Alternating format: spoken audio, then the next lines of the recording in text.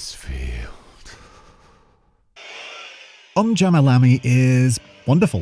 A 1999 follow-up to Parappa the Rapper, both on PlayStation, the paper-thin rhythm-action spin-off stepped away from rap into the world of rock, or, well, guitar at least, and starred a mostly new cast led by one of gaming's most relatable characters, Lammy. She's awkward, anxious, and unsure of herself, an aspirational protagonist if ever I've seen one.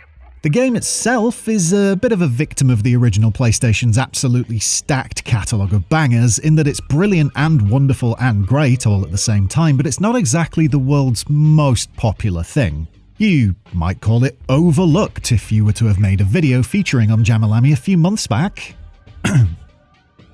But I don't want to prattle incessantly about the intricacies of the game's mechanics, or its superb character designs and voice work, or that pretty much all of its songs are earworms at the very least. No, I want to talk about censorship.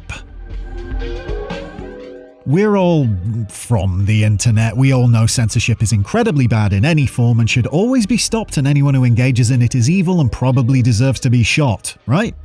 That's the vibe I get from discussions around it, at least. Video games get censored all the time.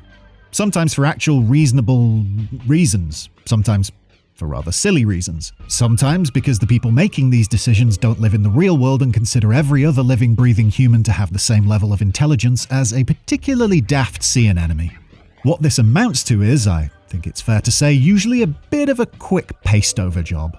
Blood is toned down, swastikas morph into similar but legally distinctive fictional symbols of hate, and underpants are painted on girls who look like they're 13. Things like that. Quick fixes to appease the ratings boards around the world, often changes to a visual or audio element in a game, but no real big difference to what the game is or how it plays out. Sometimes, though, censorship goes a little bit further. In Jammer Lammy, the censorship came with genuine effort behind it. I'm going to stop a second here and be pedantic at myself, as technically this isn't censorship in the purebred style. No organisation or government outside of Nana and Shah or Sony forced any changes on Jammer Lammy. It was a decision made before release as an attempt to guarantee an E rating for the game, thus making it something with broader appeal to kids and adults alike.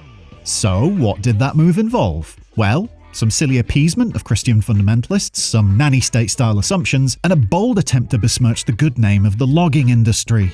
Admittedly, I agree with the last part, but what can you do? I'm one of those pro-tree buffoons. The not really censorship changes then. What was cut or changed in Jammer Lammy? And why? And, key to this, at least for me, where were the changes made? It originated in Japan, so of course, that was the foundational version of Lammy's adventures in rocking out with big onion men. It was ported to Europe, where there is a fair bit of censorship at play depending on the time period and region you're thinking of, but the Euro version arrived as is with the same content as the Japanese version.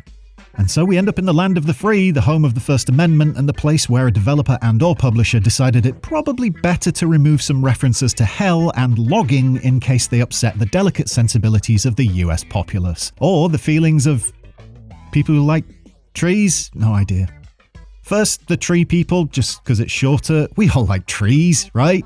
Ents and all that.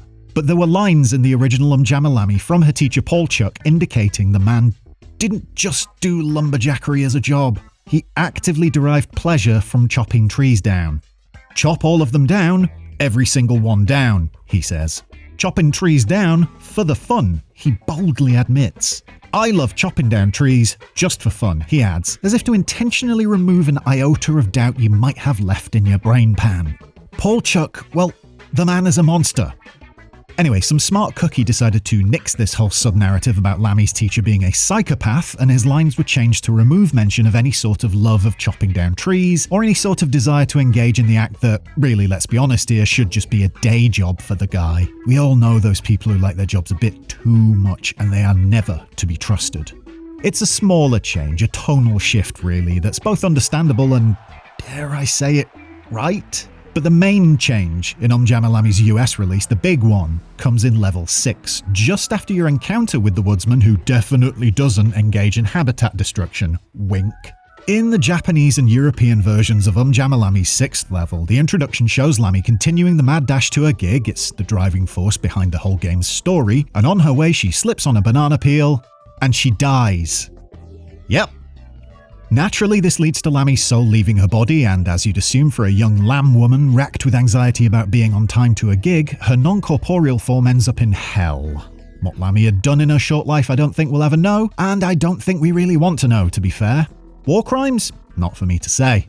Regardless of her past transgressions, Lammy ends up in hell and has to perform a show to earn the right to be faxed back to the world of the living. I love this game, by the way. Playing the show to a baying crowd, if your rating drops too bad or awful, you naturally start getting electrocuted and a hellmouth opens in the venue. It's pretty standard stuff. But, again, this all takes place in hell and features mention of demons and angels. That, it seems, was deemed too much for sensitive American ears and eyes. The option to cut the level was probably discussed, I don't know, that's a total assumption on my part, but the fact is, some other songs in Jammer Lammy actually feature references to Lammy's visit to the underworld and interactions with denizens of the afterlife, so cutting the level out would have left some pretty significant gaps in there. But it's Jammer Lammy, the story doesn't matter that much. Cut level 6, move on, enjoy that nobody has been offended, probably.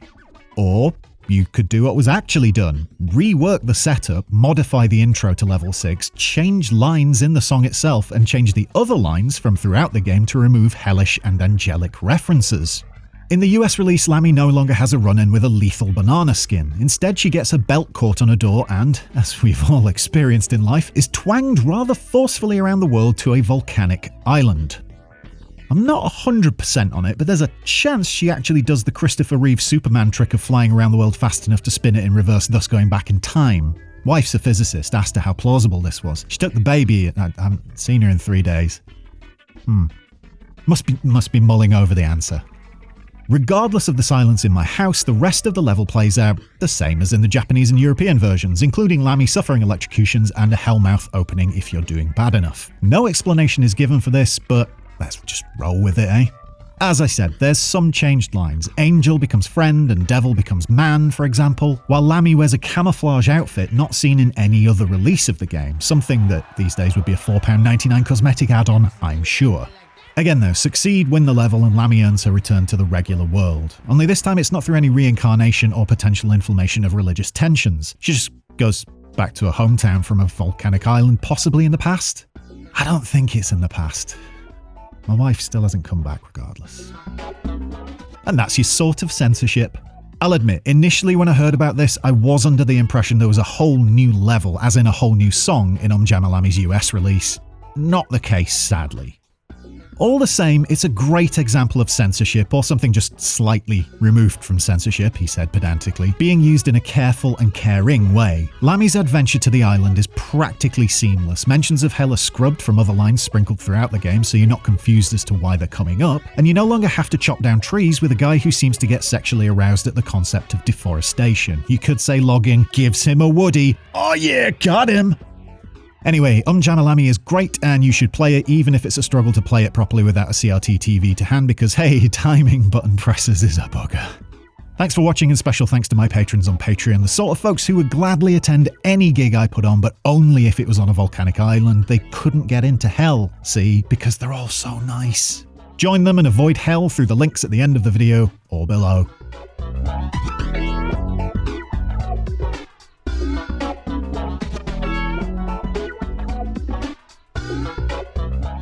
I'm off to find my wife and child. Bye.